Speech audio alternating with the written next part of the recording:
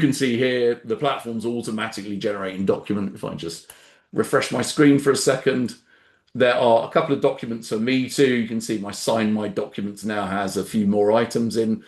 You can ignore the company NDA. This is used for something else. But you can see we've got board minutes that need signing. And if I go into these, you can see really standard stuff.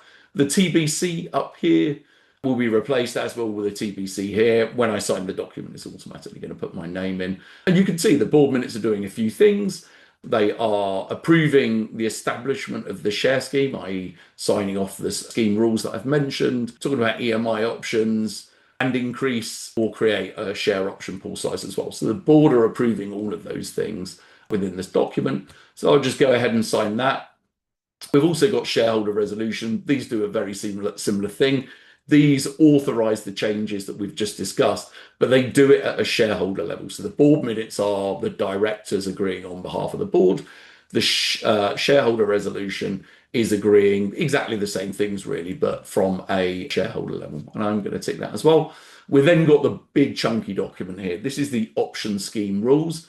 It's quite a big document. It's 16 pages of pretty dense legalese. There are no, it's worth mentioning, even though it's called an option scheme rules, there are very little choice that goes into scheme rules. What we do on Founder Catalyst, we keep the scheme rules very generic. So these same scheme rules are used in every single option scheme that's run by a Founder Catalyst, whether it's MI or unapproved option scheme. And you'll see in this document, if you read it at some point, there are certain parts of the document which only apply to EMI and certainly certain parts that only apply to unapproved options.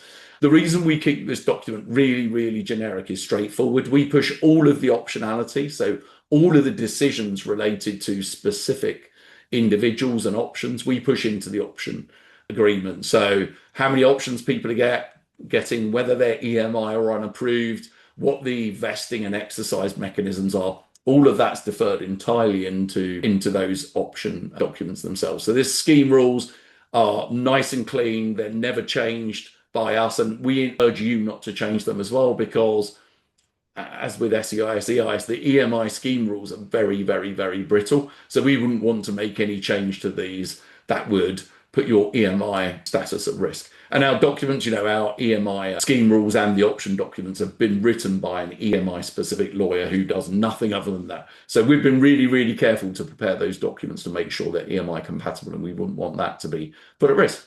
I'm going to sign those 3 documents. So those documents have been signed.